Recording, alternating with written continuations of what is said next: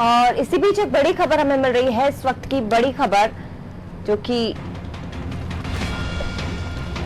ग्वालियर से बीजेपी के mega show का आज आखिरी दिन है। भिंड मुरैना क्षेत्र के लोग बीजेपी की सदस्यता आज ग्रहण करेंगे। इसके साथ शिवराज सिंधिया, तोमर और वीडी शर्मा भी इस कार्यक्रम में मौजूद रहेंगे। तो मेगा शो का आज आखिरी दिन, 3 दिन का ये अभियान, जिसमें बीजेपी कांग्रेस कार्यकर्ताओं को सदस्यता दिलवा रही है।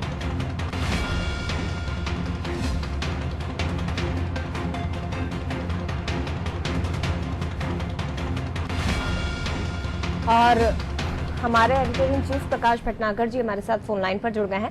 प्रकाश जी, मेगा शो का आज आखिरी दिन है। 2 दिनों की अगर तुलना की जाए, आज की तुलना की जाए, तो कितना सक्सेस ये नजर आ रहा है बीजेपी का मेगा शो उपचुनाव से पहले?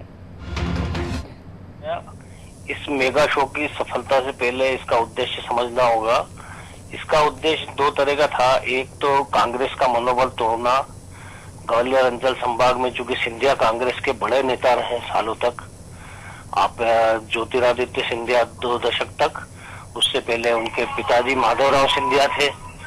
तो उस हिसाब से आप यदि अंदाज लगाएंगी तो कांग्रेस का जो वहां पे वो जो ये दावा कर रहे हैं कि हजारों कार्यकर्ता कांग्रेस में शामिल हो गए, ये अपने आप में कांग्रेस के एक बड़ा, हालांकि कांग्रेस ने वहां पे विरोध प्रदर्शन भी किया, दिग्विजय सिंह जैसे बड़े नेता कल वहां पर शामिल हुए।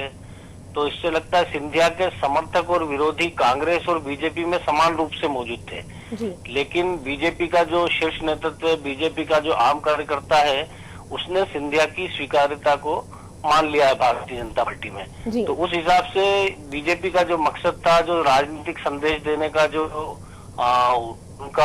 उनकी रणनीति थी, वो उस हिसाब से इस मेगा शो को अपन सफल मान सकते हैं।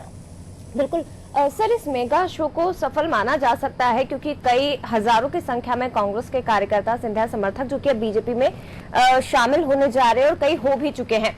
अगर उपचुनाव की बात की जाए, क्योंकि इन उपचुनावों में सबसे बड़ा जो डिसीजन है वो जनता के हाथ में है और कांग्रेस लगातार कहती रही है कि बीजेपी को जनता के सामने और जो बागी हैं उन्हें जनता के सामने जवाब देना होगा। इसका कितना फायदा इन उपचुनावों में बीजेपी को मिल सकता है?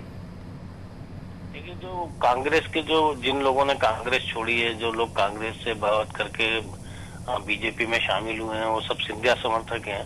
तो निश्चित तौर पे वहां पर उन लोगों को जनता ये तय करेगी कि इनका जो फैसला था, जनता इनके साथ है या नहीं है। ये चुनाव के समय जब नतीजे आएंगे तब हमें पता चलेगा।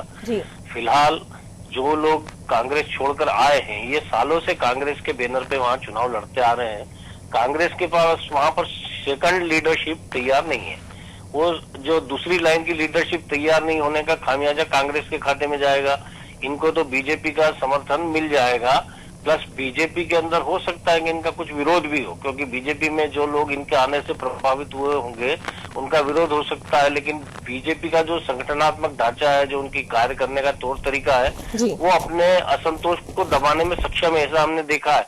कल सिंधिया के साथ में जयभान सिंह पवैया, जो सिंधिया घराने के महल विरोधी माने जाते हैं नेता बीजेपी में, वो मौजूद थे। प्रभात झा मौजूद थे। तो उस हिसाब से आप बीजेपी अपनी चीजों को कंट्रोल कर लेगी।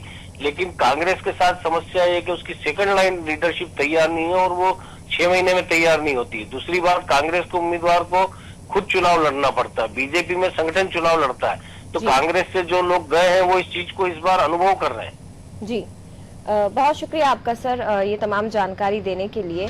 तो मेगा शो का आज आखिरी दिन है। बीजेपी के भिंड मुरैना क्षेत्र के जो कार्यकर्ता हैं वो बीजेपी की सदस्यता आज ग्रहण करेंगे।